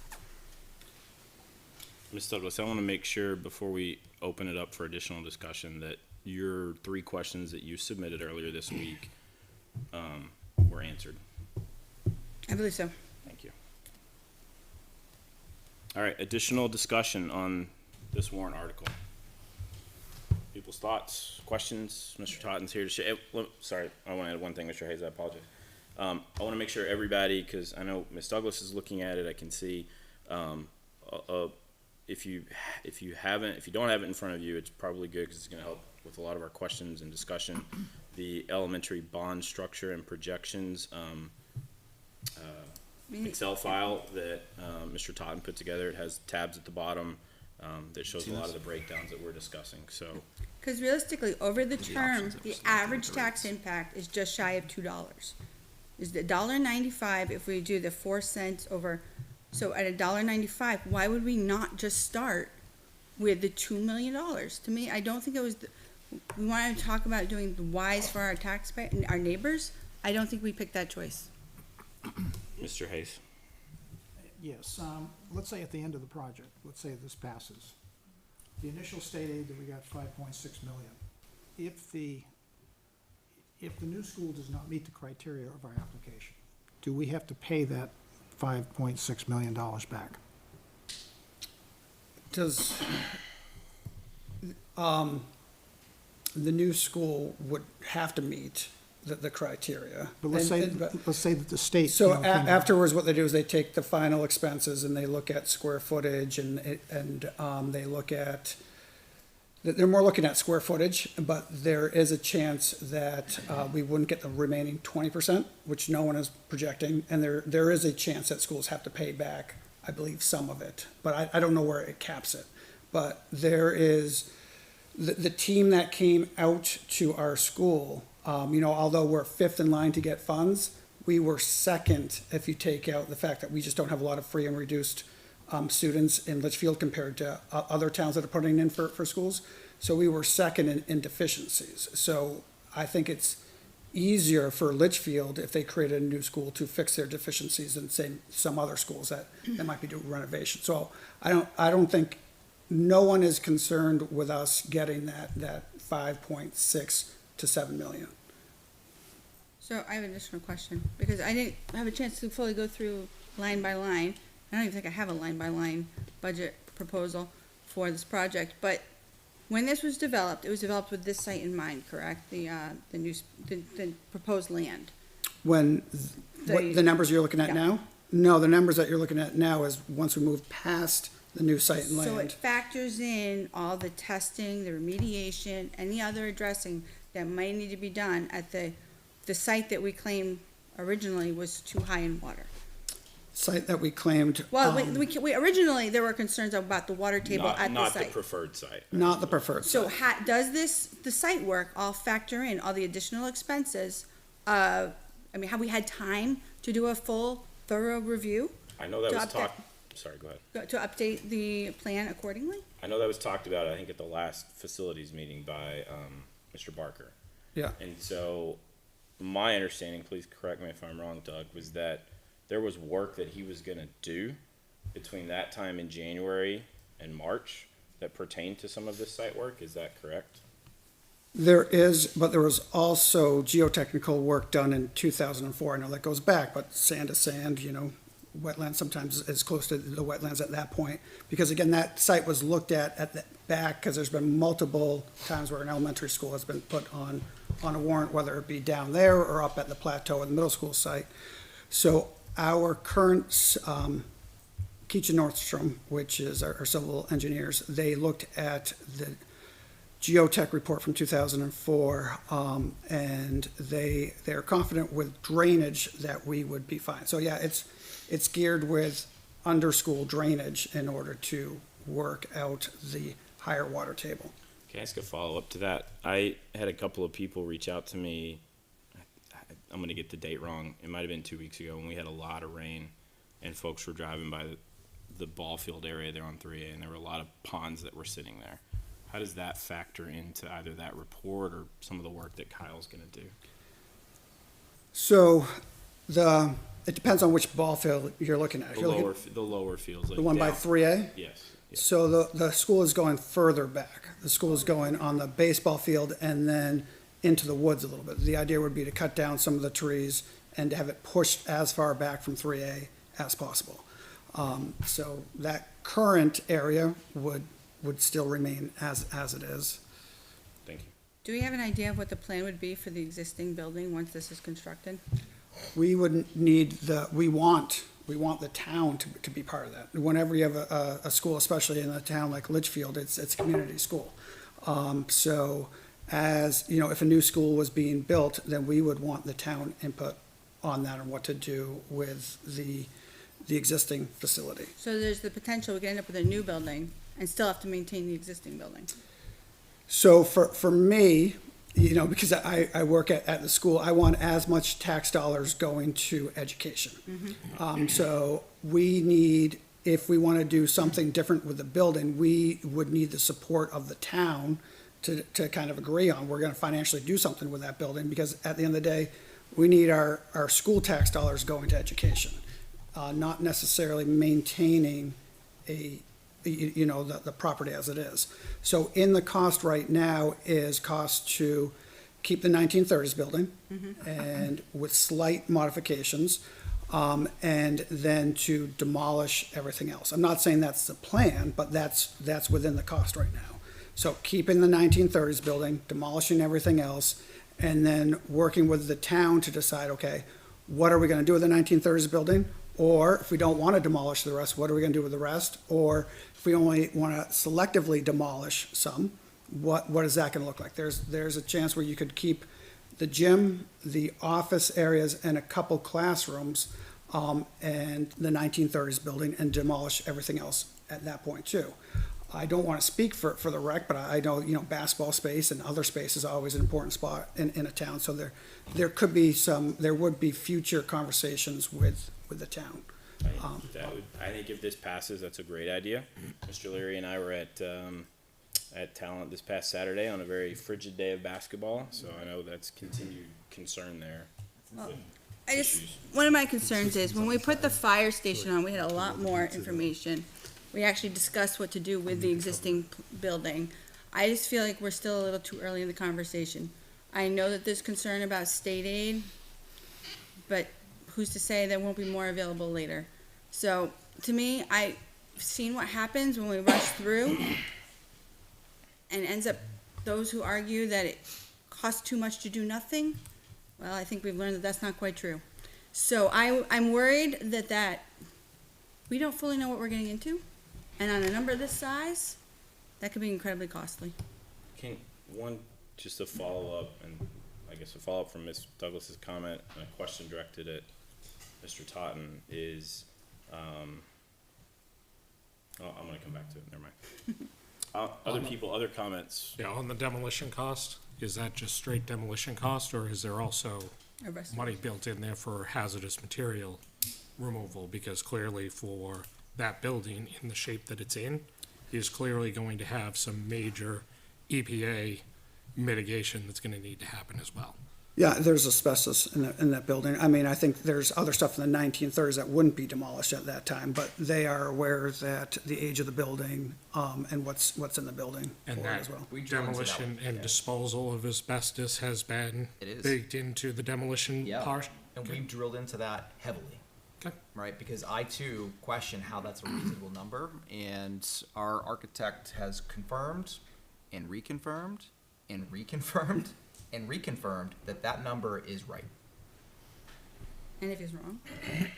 Well, I guess that's the thing. When Then you, there's that when part you do that- use a single source, I mean, there's only been one architect for this particular plan, right? So we're gonna go on a little bit of faith that we have one person, no comparative offers and bids as far as Yeah, I appreciate doing it. this it's a particular project, combination- right? Very experienced in this space and has done this. I understand, but you know what, we also had, energy experts last year that gave us, astronomically high numbers as far as, electrical and things of that nature. So it's difficult that we're putting our eggs in one basket, that there's one person that's going to be a master of everything, especially something in terms of asbestos removal from an existing site. So whenever the architect makes a decision like that, they are talking with Bonnet Page and Stone, which is the construction management. So those are the people who are actually bidding out and hiring the people who would come in.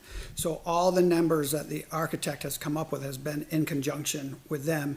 And then like Mr. Cutter said, then it's our voices after multiple times, is that enough? Are you sure that's enough? What else are we forgetting? So it's not eggs in one basket, it's the construction management team as well. But you have no protection that if he's incorrect, that We- there's any way to be able to. I don't think that falls under errors and omissions. We have the contingency money that is part of the 44 million. What's that Yeah, number? but What's you're that gonna number run again? into lots of need for that for like soil. There's an owner's, It's like a couple $1 million. that's what I thought it meant too. So, next question. As I understand, this is not a GMP. What happens if our GMP comes in high? Or what gets cut? Or do we just come back to the taxpayers and ask for more money again? So you are correct, it's not a GMP as far as bidding out, for the work. It's a guaranteed maximum price as far as the 44 million, because that's what's Right. in the warrant article. So part of that is a contingency. Part of that is, even though we've narrowed down the square footage, most recently we narrowed it down by 10,000 feet to get it to 80,000 feet, and we feel good about 80,000 feet. You know, if something else ended up costing more and the contingency is not gonna cover it, well, then you gotta start making other decisions at that point too. So, there's still a lot of decisions to go. But, you know, some of the initial parts would be the land, which has already been looked at by other civil engineers, so, and our current one is not seeing a fatal flaw in it from the work that was done before. But we have the 44 million is what we go up to. So we would have to make decisions, you know, do you go from triple pane windows? I'm not saying that we have triple pane windows to double pane windows. We'd have to make some decisions So along is those there a lines. concern that we're selling the taxpayers on a product we may not be able to afford if the No. GMP comes in high? No, because we've asked that question. Again, we know that the town is thinking about the middle school. It's, Mr. Cutter put it out there. It's out there. So, we've asked over and over again, we you know, Mr. Cutter's brought up different points, like, has this been considered? We go back, you know, yes, it has been, or no, it hasn't been. Mr. Oblanis, you know, mentioned the demolition, we added that in there, you know, so when we hear from people, we're connecting with our team, and we're either saying, yep, we've considered that, or nope, let's add that in. So if I heard you correctly, they're part of the state last 20% is gonna be based on square footage, correct? It's one part of it's based factor? on square footage, yeah. Recent reduction that you had to make in square footage, what buffer do you now have between state minimum and what this particular project has? So that's one of the factors. The other factor is what the state allows for price per square foot, which goes off of what is currently happening at places, per square foot, and that cost has been rising. So what we got, that's the main reason why the architect who, not only works with the state about building aid, but has been asked many questions by the state to kind of give them input, is very confident that we're gonna get the 7 million, because the cost of when we put in for building aid and the price per square foot, it's just risen from there as well. So if we put in for I'm still looking for, like, how much of a well, margin do you have? his understanding, like if he said if we, we're gonna exceed, in his opinion, we're gonna exceed the 7 million, and the only reason we're gonna get the 7 million is because that's what we're capped at. So we would. I don't think that's your question. I don't know the exact square foot margin that there would be, but that's, what I'm saying is that's one of the factors, and that's multiplied by the cost per square foot, which is allowable, which has gone up since we put in building aid. So we got two factors multiple factors that go into whether we're gonna get the 7 million. One being square foot, one being the cost that's allowed for that as well. Those aren't independent of each other.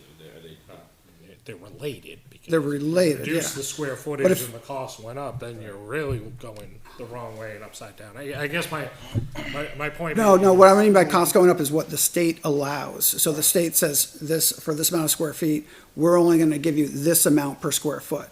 But that was kind of estimated back when we put in for building aid. Now the cost per square foot for any construction has just gone up from there. And so what they do is they estimate at the beginning, but then they adjust by the end. Or adjust as we get into I guess what I'm it. still asking though is, let's say, for example, you're $2 million off. And the way to do that is you decide that, you know what, no, we're gonna leave windows, but I'm gonna reduce square footage. Now all of a sudden my cost per square foot is higher. My ultimate question is, how close are we when it comes to risks that an overage would jeopardize that extra 20% of state aid? And I don't know exactly, like, are we like 5%? Are we 25%? Like, what kind of range do you have as far as a miss? It's a construction project. There's gonna be a miss. But under no circumstances would that 20% go away. It would just be prorated, right? So That's the worst case. with what you're seeing, the numbers in front of you now don't include that 20% at all. So the numbers in front of you now are trying to be conservative, almost give the worst case scenario to people. So it's using the bond bank's interest rates, which are more conservative. If you click on their links, it will say, we sold this bond in just several weeks ago for this amount, and what they're predicting, what they're using for our interest rates is above that, even though what most people are thinking is that the interest rates are going down. Part of what's in those financials too is just the 80%. It's not that 20% at the end. So the financials as they are now, even if we lost out some of the guaranteed maximum of it, we'd have to lose out over 20% of it in order to impact the financials there. To answer your question, as far as that actually hits what basically that 20% is your. That's a buffer that we're using. Extra buffer. Yep. For anything that happens to go wrong, and to Mr. Hayes' point, one thing doesn't lose the whole 20%. Yeah. So, and that's why it's a sliding scale. So my answer is for the town people, we're saying we're banking on this 80%, and we feel very confident with that. If we get above that 80%, that's why it's going to be important for us to do multiple bonds too, because the equipment bond, and if we need a final note, those should be allowed to be prepaid. So as we get that final state aid in, we can put that money right towards those bonds and pay those off. But again, that's not shown in these tax figures. It's only with the 80% of building aid. Thank you. A question, I want to come back to it now because I think it ties into a lot of what you're talking about. So Ms. Douglas mentioned that if we potentially deferred this or it didn't pass, that the opportunity to have state aid down the road could be a possibility. I've heard through other meetings, and I guess I'd just like maybe Mr. Cutter or Mr. Tom to help clarify this. My understanding is our opportunity to receive this money is greatly diminished after this year because of other large projects, i.e. Manchester, Concord, and other places that would potentially move in front of us on the list. No guarantee of that, but potentially very large projects that could move in front of us. Am I correct in that statement or thinking? So we are the 5th ranked school right now as far as getting building aid. And again, part of that's based on free and reduced lunch, so that's why we went from 2nd to 5th. So right now, what has been agreed on by towns has been Rochester, which is about 15.7 million in building aid, and Monadnock, which is 19.3 million in building aid. So that's the first and the third town. The second town is Colebrook, which they had a warrant last year. It failed by a decent amount. They are 9.8 million in building aid. Our understanding is that they're going to put a warrant again this year. And if Colebrook were to pass their warrant, then we wouldn't get building aid. So, but they didn't come close to, I don't think they came close to 50% last year. The 4th ranked school is Concord. So they have an estimated building aid of 48 million. So that's the problem right there. Concord is ahead of us, and they're going to stay ahead of us. So if Colebrook doesn't pass and Concord gets offered the 10 million, they're going to say, because there's going to be roughly 10 million left at that point. I think it's like 10.3 or 10.8 or something. Concord's going to say no, thank you. Concord's already said that they're. Anything on the warrant for this year? Our understanding is that they do not. But I don't know if they're a city, so they work a little bit different too. But our understanding is that they're looking, if they know they can get 48 million, and they know they'll pretty much be first in line next go around, that 10 million isn't where they're going to be at. So we've heard from several sources that Concord is not moving forward this year. So if we don't move forward this year, our understanding is that we would stay in line kind of behind Concord and Colebrook. And that Concord or Colebrook would get first dibs on it next time. And if building aid is, 45, 55 million, well, Concord's going to take the majority, if not all of it. So then that pushes us back another year after that as well, or another 2 years after that. That's not included. So is there also the potential that someone jumps ahead of us, like a Manchester, if they do a project? So they're rewriting building aid rules right now. We've gotten a little different answers on that. I've heard no, but I have heard we're not quite sure. So, So one of the things I heard you say that I think is a big takeaway for us as a town to keep an eye on is what happens in Colebrook. Because if Yes. Colebrook passes, that means we get zero building aid. That means irregardless of what the vote is in March, it becomes null and void. That is correct. Yep. Yep. Okay.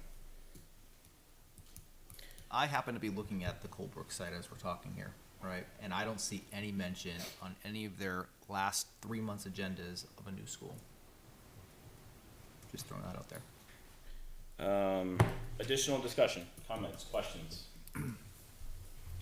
The only one I had was on the, bond interest rates. Yep. I mean, it's years out, so I'm just wondering where those numbers come from as far as percentage. So those come directly from the New Hampshire Bond Bank. That's what they So they're- project out that far. is- Well, they're pushing it out that far in a conservative, what they believe is a more conservative way. So again, right now the going thinking is that interest rates are gonna continue to go down. Not going into town.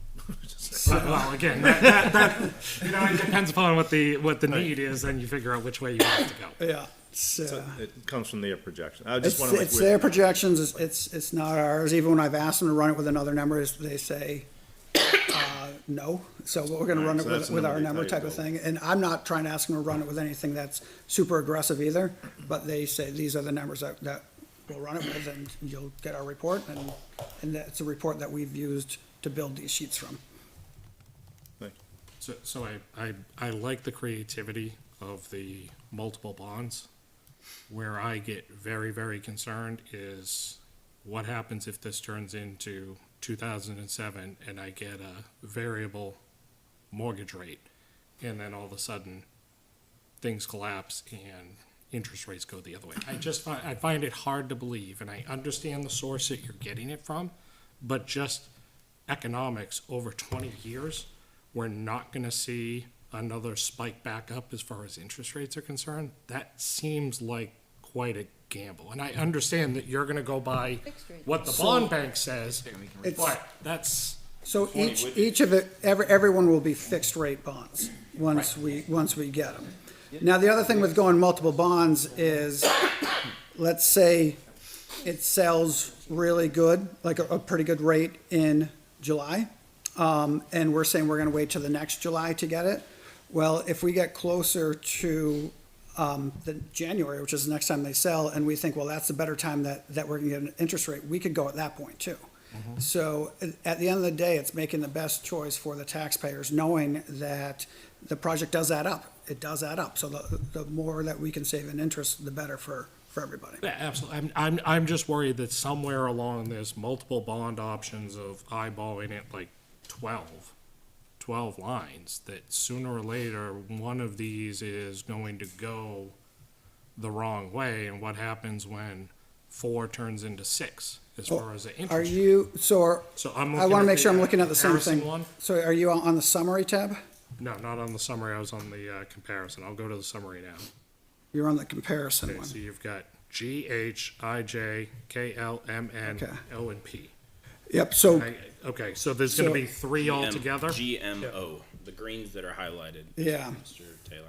so we got, for the school board to make a decision, we got all of this priced out. So what would a 30-year, what would a 25, what would a 20-year, being level principal or level debt, what would that look like? And then the school board looked at the options, and what they decided on was, how can the town pay less in interest? So they chose level principal for everything, and then they chose the shorter amount for the construction bond, being the 20 instead of the 25 or 30. So these were all options that have since been narrowed down by the school board to say, our first one for the pre-construction work will be a 5-year bond. Our second one for construction will be a 20-year bond, level principal for both, and then our third one for equipment will be a 10-year bond. So the other ones, you can almost like picture that they go away, but I just left it there to kind of show that there was many things that they chose from. So I guess I through N, was there a reason why we couldn't have split the difference and picked the 375 versus the 4 versus the 35? Like, again, it just... I'd rather be able to build in some sort of cushion there, and picking the lowest just makes me nervous that So these, we're not building in enough of a... Yep. a buffer there. Good question. So these interest rates, if we're looking at I through N, those interest rates are all coming from the bond bank. And they're saying for a 30-year loan, your interest rate's gonna be higher than it would be if you did a 25 or 20. So that's one of the reasons why the school board chose the 20-year term. Not only are you paying off more interest, more principal at the beginning, but you're also always gonna have a lower interest rate because it's for a shorter amount of time. Did that answer your question, Mr. Taylor? Yes, it did, thank you. Other comments, questions, thoughts? No questions. I'll make a comment though. Mr. Cutter, I appreciated all your comments. I've been here since 2005, so 19 years now. To Mr. Cutter's point, we've been talking about this for the whole 19 years I've been here.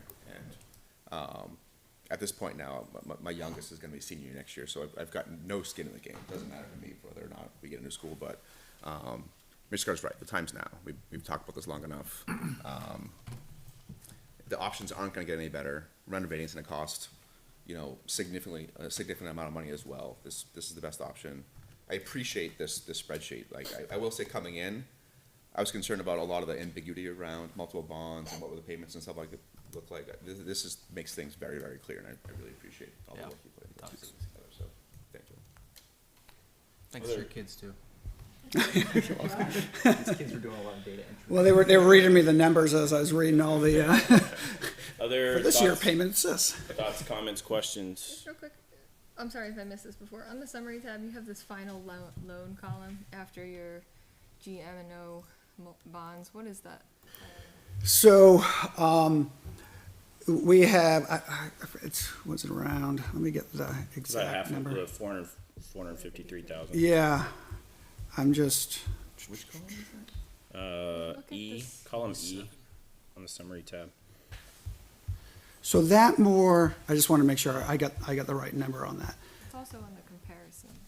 As I sat down and I worked out with the architect who again worked with the construction management team as far as how do we divide up that 44 million over pre-construction, construction, and equipment. Part of that money is gonna be contingency. So a big chunk of that contingency is built into the construction loan. But at the end of the day, we have an ending amount which we're not quite sure if we're going to need. So that's where part of that final loan comes in. And part of that final loan is also there because while we're only banking on the 80% of building aid, we believe we're gonna get more. And so once we get that more, we don't get that until after it's done. So how do we finish paying our bills, but then be able to pay back a loan without it costing much for the taxpayers? So it's to do multiple things. It's to kind of capture the fact that contingency is gonna be possibly needed throughout the construction process, but a big chunk, the biggest part of that is going into the construction loan. And then it's to make sure that if we need to go up to the 44 million, we have that money while we're paying the invoices. And then after, if we get that 20% of building aid, or even if we get less than 20%, it's really, we just need to cover 453,000 to pay back that.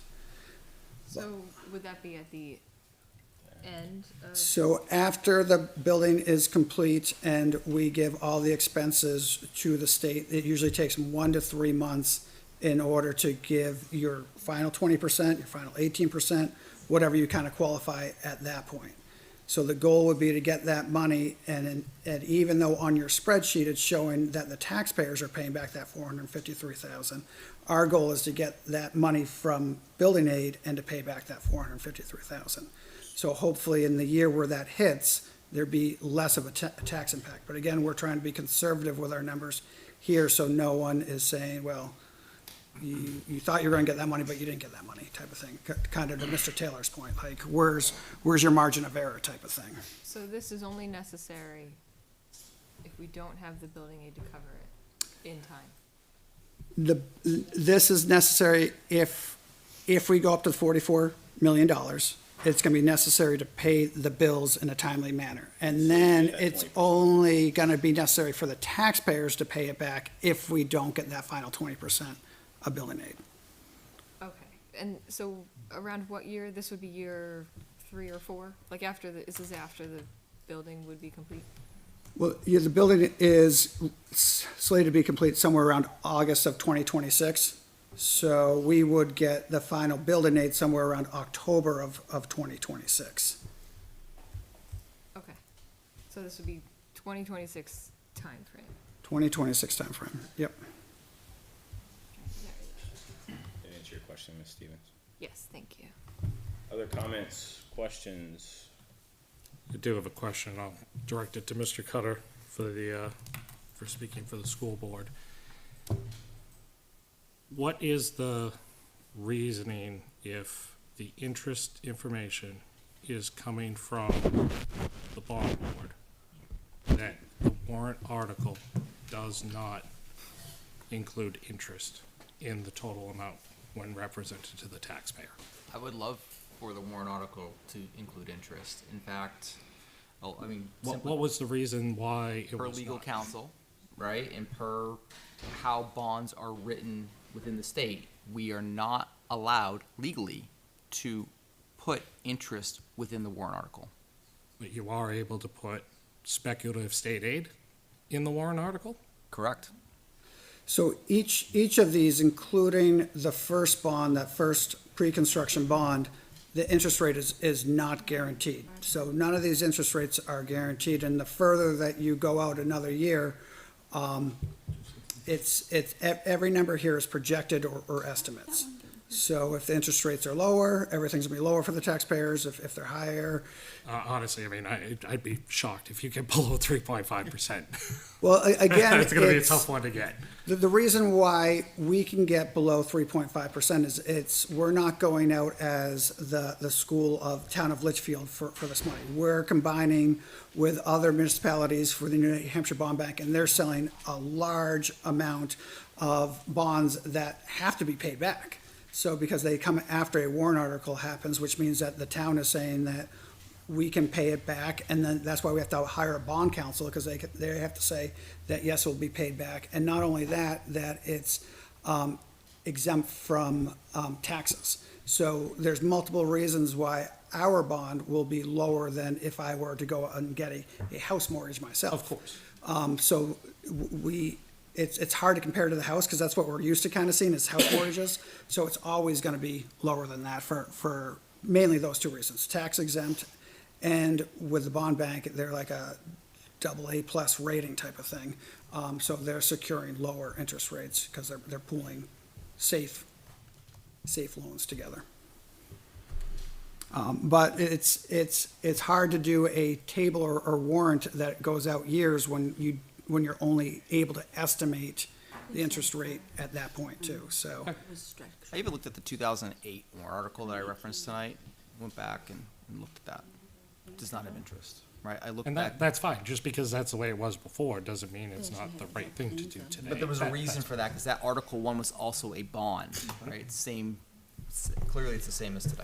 Yeah, and I mean, again, I guess then it also brings up another, point around the variability. I mean, everybody looked at the United States government would be the top tier credit rating.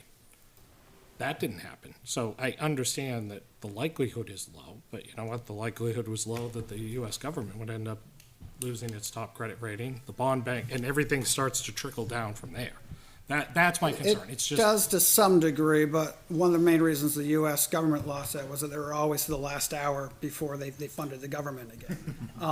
And that made that made people nervous. So that's one of the reasons why that happened, where if the warrant passes, Litchfield is obligated to pay back the loan, just like other towns are obligated to pay back their loans as well.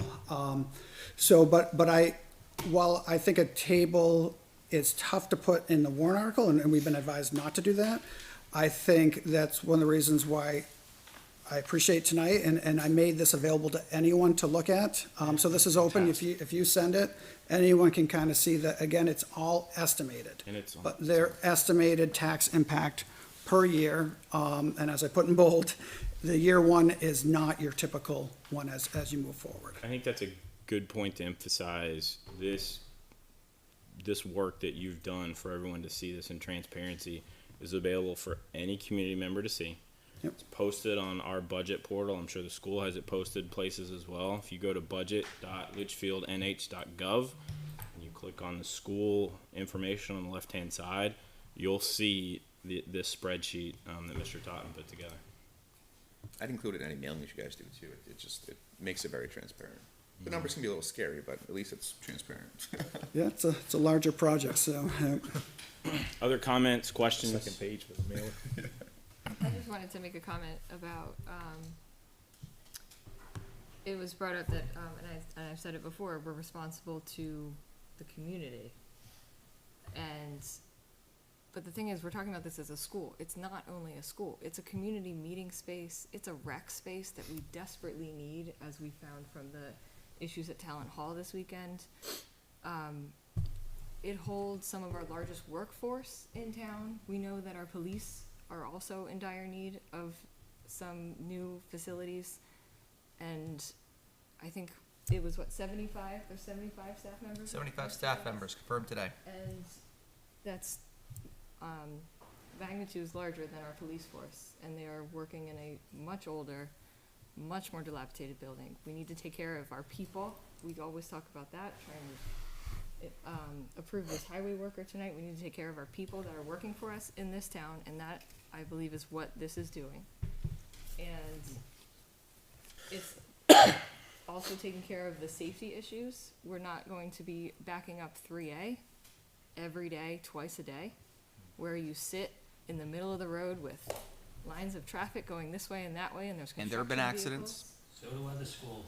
vehicles. And it's not on a state highway. Go ahead, Ms. Stevens. Go ahead. Most of them have crosswalks and things at this point, which we don't even have on It's a Albuquerque. really nasty accident in Merrimack. So either way, Happens. this is the responsible thing to do for the community. It addresses multiple issues in town that multiple departments have. And the last thing was that, Mr. Barker, you said that we don't have skin in the game. Yeah. But I think we do, because whether or not you have a student there, the students that are being educated in that building are going to be our nurses, pharmacists, police officers, grocers. In 50 years, we're going to be dependent on these people that are going through this school building now.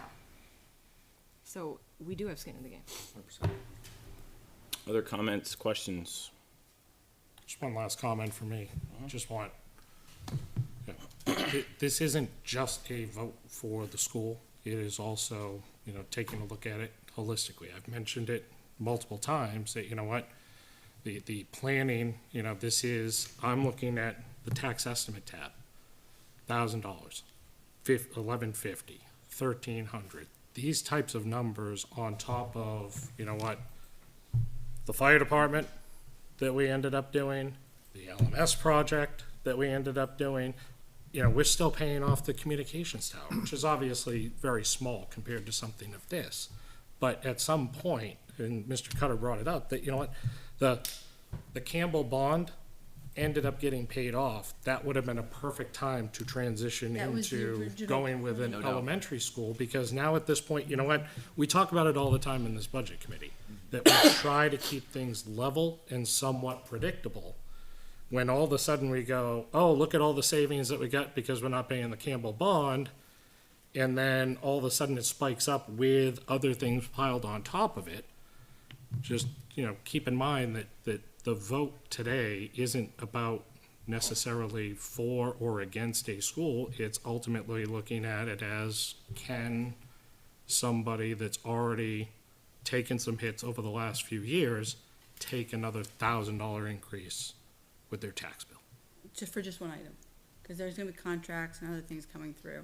So I think the voters should decide that question. Sure, And and that's it's going fine. on the voting. But as far as our vote, each of us have our own opinion, and it's not just about, yes, we need a school, no, we don't need a school. It's a holistic view of what is the taxpayer paying for based on what the town and the school are both proposing. And it's also that all of these projects are going to continue to compound and get more and more expensive. Sure. as they go. But That we was the made point. we made a choice back in the end, I believe you were at the table. When we paid off the Campbell bond, this lovely woman over here once told me that the plan was, once we paid off Campbell, we'd roll it into GMS. That money stayed in the operating budget with the intent to catch up on deferred maintenance. Imagine where we'd be at GMS if we didn't put off 16 years worth of maintenance. We actually invested the money we said we were going to invest in maintenance. So, I mean, yes, we chose not to. We're not but there. No, we're not there, but to make an argument that we didn't invest for 16 years is we made a choice to not invest. So now we're asking voters to support a building after we consciously chose not to invest, to make another big investment. And we're asking voters to support a building that if he'd done it 17 years ago, it would have cost us 22 million. We wait another 17 years, it's gonna cost us 90 million. Well, at this current rate, we'll have fewer students because all the families will move out of town. Well, maybe. Additional, Consolidation will be a new discussion. any additional new comments Not or by us. discussions? That was another thought that I had, was that people move in, that what makes a town desirable is a school district, and I want my house to be worth something when I Yeah. leave it to my kids. I think that, yeah. The Campbell bond was only $500,000 a year. It was paid up. 700 when we paid it off. The last payment The was last 500. payment. Was it really? Okay, I Say it was could've 700. The sworn- last payment, yeah. That was 6 or 7 years ago, so we're talking about $3 million. That would barely put a sprinkler system in GMS. We can discuss the need for a sprinkler system. As a fire protection engineer, I have a different opinion. Any additional comments, questions? I think that's required by law if we. Yeah. Yeah, what is it? Are you saying if there's a fire, the kids shouldn't have access Do you know to how a a sprinkler sprinkler, system? do you know how a Like, sprinkler where system we going with works? this? Do you know how a sprinkler system works? It's If required. your smoke detectors go off first, the sprinklers are saving an empty building. Mr. Chairman, I asked to call the vote. Before I we, sent as a fire protection engineer, I sent my kids through GMS with no concerns about the lack of a sprinkler system. Well, I send my kids there. I have a kid there now, and I tell you. I'm I do gonna, have a concern. I'm gonna I'd recognize, research sprinkler systems. I'm gonna recognize the call to vote, and I was saving my comments to the end, so I'm gonna share my comments and thoughts and then call to vote. Mine aren't gonna be as organized as Mr. Cutter's, that's for sure. Half a day, by the way. I've spent a lot of time, I think, talking to people in town about this, and I think we've had a lot of good conversation and discussion around this. I think we all have our own thoughts about, do we need a school, do we not need a school? And Mr. Cutter said it well. I've yet to talk to anybody in town that hasn't said something has to be done at GMS. I think that is a unanimous conversation. Nobody disagrees with that. I think it's unfortunate that the timeline played out the way it did, but I don't fault the school board for that. I think they did good work, found good land in a great location, and circumstances happened that I think caused what felt like a rushed timeline for us. I've said it, Ms. Stevens alluded to it. I'm a big people versus stuff person. I think in a perfect world, I would have loved to have seen the focus on the LEA and LSSA and then buildings, but that's not the way it's stacked up. I want to publicly applaud Mr. Oblenis and the work that he did for several weeks. His diligence in asking really hard questions, and I think pulling together numbers from a variety of different places that were sometimes kind of hard to find. And ultimately, he went on Mr. Latch's show twice, actually, and I think the first time, John was asking him a lot of really good questions, and Ron was sharing data and facts and information. And what I gleaned from that conversation was he was really leaning towards renovation, pushing renovation, asked a lot of questions of the school board. Why aren't we renovating? Why aren't we renovating? Here's the cost for it. Here's the cost. Should be $20 million to renovate, $20 million to renovate. And what I've heard from Mr. Oblina since then, and in his second appearance on John's show, was he really dug into the numbers. And when you took a look at the numbers of the real cost to renovate, and you take a look at the cost that's being proposed in Warrant Article 1, we can talk about the state building aid. That difference, yes, it's about $7 to $8 million to renovate versus new. And that's where I sit today. 37 versus 44. Thank you. That's where I sit today.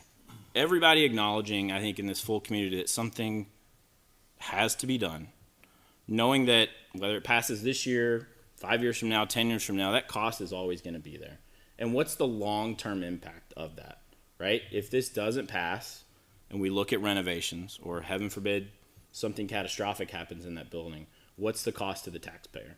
I completely agree with Mr. Latch and Ms. Stevens that have said our obligation here is to the taxpayer. And when I think about my vote for this, it's looking long-term with that. And it's looking at, we have an opportunity to put a new building that I think provides value to the town and community, that provides safe places for our kids, provides a good work environment for our teachers, and ultimately improves the quality of Litchfield. And ultimately, that's what we're trying to do. So all of that, I'll end my soliloquy there and take the call to vote. We'll do a roll call vote. This is to recommend Article 1. No. Mr. Cutter. Yes. Mr. Leary. No. Miss Douglas. No. I am a yes. Miss Stevens. Yes. Mr. Taylor. No. Mr. Barca. Yes. And Mr. Burke. Yes. Motion to recommend by the Budget Committee by a vote of 5-4-0. All right. Thank you for the discussion. Thank you for the public input this evening. Really appreciate that. We do have one more public input session here in just a minute for anyone who wants to stick around. One more item of new business that I had, and then I'll open it up for any other member input or new business. I want to make everyone aware about the signing of forms that we need to do. So in talking with Mr. Totten, those will be available starting tomorrow here at Town Hall. You'll have the opportunity to come in here to Town Hall tomorrow. Town Hall is closed on Saturday and Sunday. You have the opportunity to come in on Monday to sign those forms, and they have to be posted Monday afternoon by 2 p.m. Well, 3 p.m. we can do 3 p.m., yeah. 3 p.m. Okay. What time does town hall close tomorrow? 4. Oh, yeah, don't count my signature. What time will they be ready?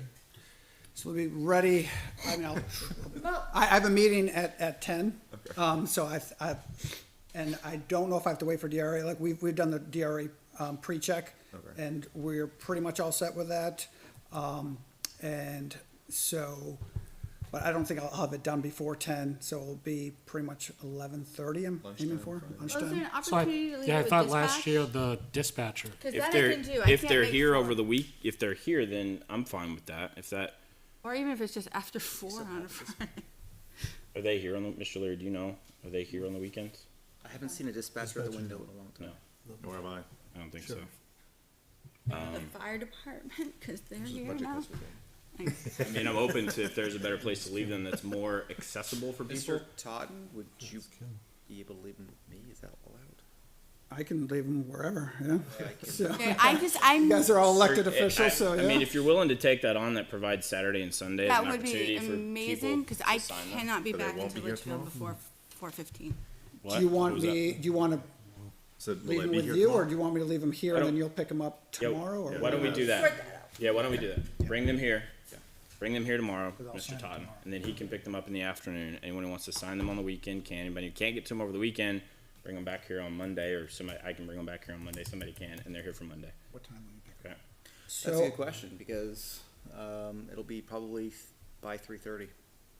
But that's before 4, so you'll be that. Yeah. I'll be here between 12 and I have to go to Pat's Peak tomorrow, guys. It's heat.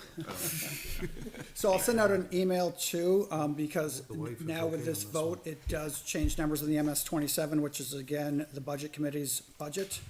So I'll send out an email, which will kind of link where those changes are and how you can kind of go back and double check where those changes came from. I'm okay if you want to go ahead and send it to the full committee. Okay. That's fine. Yeah, and so it does have, you know, it's gonna bring up the number by 44 million, because we're appropriating 44 million. And, you know, but then we're also, the revenue matches that, and then the offset is that 53,000 for the first year's payment, which it won't offset by that amount, and that will be raised in taxes, so. Thank you. Any other member input or new business this evening? Okay, seeing none, I'll reopen public input. If any members of the public that are still here would like to come up, you're welcome to do so. Go ahead and please state your name and address again, sir. Jim Norton, Woodhawk Way. I just want to thank you guys for all you do every day. I mean, you don't have an easy job here. But to those who voted yes, thank you. Those who voted no, appreciate your opinions. I just don't think you had the best interest of the town tonight. So, but again, I thank you for everything you do. So, thank you, Thank you, guys. Mr. Norton. Any other members of public input this evening?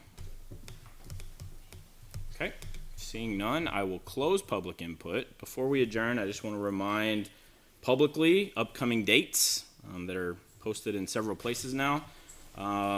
Next Saturday, February 3rd at 10 a.m. at Campbell High School, we have Town Deliberative. That's followed on Saturday, February 10th, also 10 a.m., also Campbell High School, which is School Deliberative. And then we have Town Voting taking place on Tuesday, March the 12th. Chair, Yes, sir. The town deliberative may not be in the auditorium because they have a play Correct. later in the day, so we're trying to work it out to maybe move it to the gym or whatever. We gotta see That- what LCTV can do. I thought you were Nemo. I'm not, my granddaughter is. That's right. Just have it here. If, We have enough seats. if, Deliberative? There was a lot at the town last year. if it gets moved, do you know how that will be communicated? We'll still go through LT, oh, no, it'll go on the change, the town location website change, and okay. we'll make sure everybody knows. Yeah. Thank you. Could we have it in We'll the put it on gym the- like we've done in the We'll past? put I it on think the new that's sign the at the thought, dump. yeah. Yeah. Actually, let Mr. Oblinus know. He has a hard time. Put it on finding the sign at the dump, yes. The dump. Town voting is on, town voting Tuesday, March 12th, 7 a.m. to 7 p.m., also at Campbell High School. And our next scheduled Budget Committee meeting will be on Thursday, March the 28th. A new cycle, potentially new people, and that will be 7 p.m. Town Hall and held after those elections on March the 12th. So before we adjourn, I just want to kind of maybe reiterate what Mr. Norton said and just publicly thank this group for your work this year. Lots of good conversations, spirited debates, spirited discussions, agreements, disagreements, but appreciate everybody's time and efforts over the course of the year, so thank you. Mr. Mayor, thank you. With that, And one Go ahead, last ma'am. thing, the filing period for candidates is open until February 2nd, and I just want to say thank you especially to Mr. Barca and Mr. Taylor for It's the last day of June. your past few years on the board. It's been a And pleasure. Hope to see you next. hopefully we see you back in March. Hopefully we see you back in March. I think I'm retiring. All right, with that, I'll entertain a motion to adjourn. So made. Motion and a second. All those in favor say aye. Aye. Opposed, abstained. Motion carries 9-0-0. Have a wonderful evening, everybody. Thank you. Andrew, did you really think you're getting a unanimous vote?